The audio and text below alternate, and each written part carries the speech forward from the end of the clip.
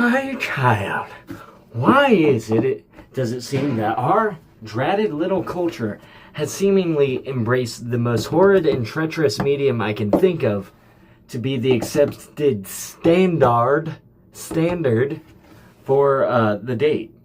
The dinner date is an evil thing. It makes me want to kill myself. Yeah, that doesn't rhyme. But anyway, this little video is going to be on why I think you should stop, especially for first dates, going to restaurants and eating out as like the modus operandi, the SOP, the standard operating procedure for dates. Yeah. My two main points will be, it's undignified. It speaks to me of undignity, sir. And it's trash, okay? Basically, those are the two. Let's get into it. So, it's undignified. I cannot, for the life of me, imagine why, for the first impression I'm making upon a potential romantic partner, you know, the old wife-to-be, potentially, why I would want that to be me at my basest and lewdest and freaking most animalistic, most disgusting, Neanderthalic, freaking primordial soup, eating primordial soup mode. That doesn't make any sense to me. Like, you're gonna get dressed up, you're gonna go put on makeup, even though you're probably, as YouTube tells me, 90% and more likely that you're male. You're gonna go get dressed up, you're gonna go put on makeup, I'm gonna get dressed up, I'm not gonna put on makeup, but I'm, you know, gonna go do a solid set of push-ups to get a pump on for you before I come to this date. Maybe some pull-ups too, maybe some lateral raises, you know, good stuff. Try and look good. Well, I'm gonna arrange to meet you at this fancy place with great food. I'm gonna basically be flexing my non-existent salary here, trying to impress you that both with my resources and my personality, my wit, my freaking flow in conversation, that sort of thing. I'm trying to set out to do all this thing, raising the stakes so high for myself on this first impression. And then meanwhile, I'm going to be sat over here in between the conversation like, you know, with freaking marinara sauce bleeding down the sides of my mouth. And I don't have a beard right now, so it wouldn't even get soaked into my beautiful ginger sponge that I'm missing. It would just, yeah, run down the sides of my face. And it would splatter. I'm freaking committing genocide on this leg of lamb. I'm rolling it around, getting my hands all dirty, you know, and this is supposed to be for a good impression. It's horrendous. It's a horrendous idea. Like, these two things, never should they mix, but we decided to think, hey, what's a great... So, while we're on a date, what's a great freaking, like, bodily function we can get into this mix? Oh, yeah. While people are out trying to get their daily quota of necessary freaking calories to live, to not go into autophagy and consume oneself, when people are trying to just stuff it down, cram it down, get the freaking nutrients of life into my body, into my bloodstream, so I don't die tomorrow in my workout. We were like, yeah, that's probably the time we ought to be dressed up and trying to present a good facade to potential mates. And not mates as in yo-ho, pirate-y, rum. No, not rummy. Mate as in, oh, I feel the squirrel within me. So yeah, this doesn't make sense to me. I have been known to eat in absolutely ludicrous manners. Like the first night I was out of my parents' house, I freaking busted open a can of green beans and was just eating it with my fingers like it was popcorn. I think I might have drained the water out of it, but still, I was freaking reaching my arm down this Pringles can of green beans, scraping my fingernails along the bottom into the crusts of the green beans, and just stuffing my face. Okay, that's not a great first impression when dealing with the gentler and more sophisticated sex, methinks. And I, on the other hand, don't want to be watching this lady, trying to freaking block and cover up my eyeballs so I don't see her chewing her food, as ladies sometimes do. They hide their mouths, chew the food because they think it's polite. I don't want to put her in that frame of mind. Let's be as freaking just normal as we can be. Let's not exert any undue pressures upon each other. That's for later on in the relationship. No, let's not talk about that right now. Maybe another video. Yeah. So yeah, it's undignified. Eating is undignified. We're not gonna go freaking have a sneeze date at the tissue factory.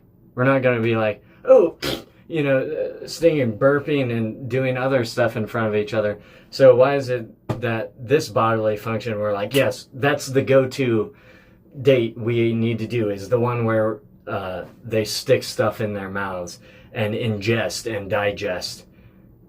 Ingestion, buddies. Yeah, it's kind of weird to me. We're not going to have a freaking dual toilet date where we stare at each other and go, yeah, so, I'm into cars. Yeah, me too. No, you're probably not into cars. So that's generally not socially acceptable and not great for first impressions either. Typically, you save the rude bodily functions till later on, when you don't need to present as the hero with the halo with the spotlight always following you. So it's undignified. Let's move on to that. Second off, it's trash. Okay, it's just plain trash. It's not a good medium. It's bad. It's horrendous. Why is it? Why? Tell me why. Why is it that when it is imperative for us to be opening our mouths and communicating it with each other, and beyond that, beyond communication, connection is the name of the game. When we need to be connecting with each other, we choose to do that at a dinner time. When you want the flow of the conversation to be immediate, for people to be just lightly flowing back and forth, for it to be seamless, for you to truly grasp the compatibility of your minds and souls and personality, you let that get impeded by a mouthful of bread. Why? Why, guys? Why? Your mouth is supposed to be opening like so, like seen in diagram. And while it's open, words are supposed to be coming out, and you're supposed to be listening to the words coming back to you. While you're doing this, you're also freaking... It's harder to talk when there's a roadblock in your mouth, is what I'm saying. These are two incompatible processes, okay? It's incompatible. All right? So, for that alone, it's trash. 2, let's talk about the multitasking. These are very incompatible multitasks. Because not only am I eating and trying to talk to you, and you're eating and trying to talk to me, and we're trying to time our bites and our trajectories of our forks to our mouths so that, the flights are timed perfectly so they don't crash and there's a stoppage in the conversation, but they just flow. You chew for the perfect length of time that you know I'm going to speak, and I chew for the perfect length of time that I can clearly, with my foresight and prophecy, predict that you're going to do. This is absurd, guys. This is truly absurdity. Yeah. Okay, you're not only just eating and speaking, but you're also, like we say, this is a disgusting process. It's a bodily function. I'm trying not to squirt the juices down upon myself and upon my face and my chin and my bod and my clothing, you know, or on the table. And there are many quirks of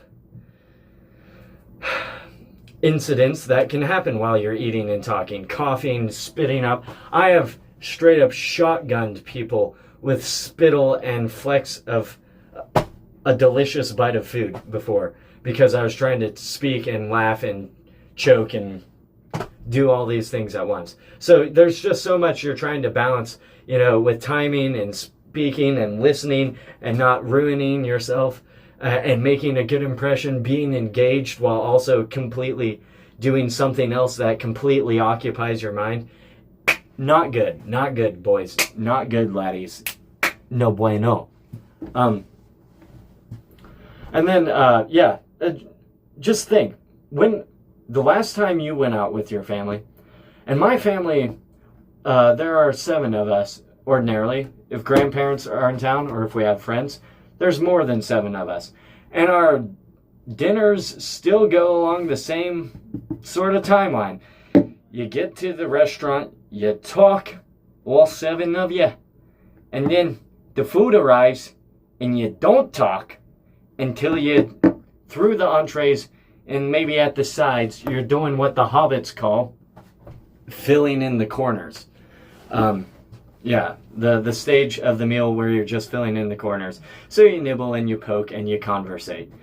And you masticate, even though one shouldn't in public. You masticate, you gustate, and you something else ate. You just ate, I guess. You just... Yeah, anyway, not my finest. So, there's typically a timeline where there's a significant gap of, like, really riveting conversation. If I was plotting, like, ooh, there's a freaking gorgeous woman that I would like to impress, I'm not going to bring her to a dinner, at least not the first thing. You know, beverages, fine. Completely fine. They don't really impede the flow of conversation that much. And you can look cute while sipping your almond something latte. Something latte. You know, no issue with that. Little nibbles of things here and there, passable. But gorging, not the mode.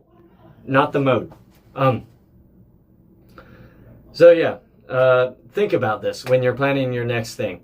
When I want to impress a gorgeous woman, I'm going to do something that will provide content for the conversation.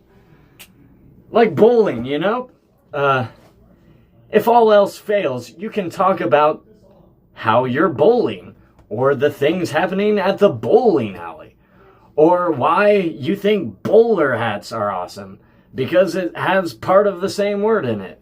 You know, there's crutches you can rely on to keep the conversation going, and so that provide more means for you to acquaint yourself with the inner workings of this person, how they react to certain environments, their thoughts on certain things, just generally how they move through the world.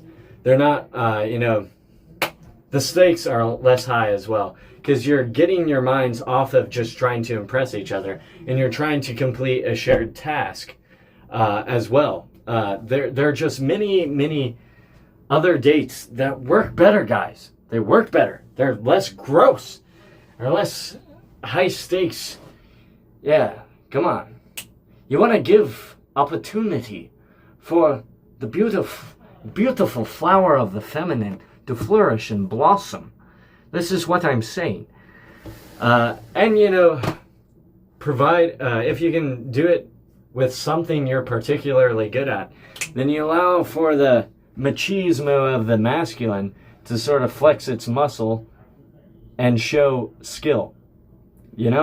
That's never bad as well. Showing your skill at eating food is, I've never been, massively impressed by the way someone eats a dish of food.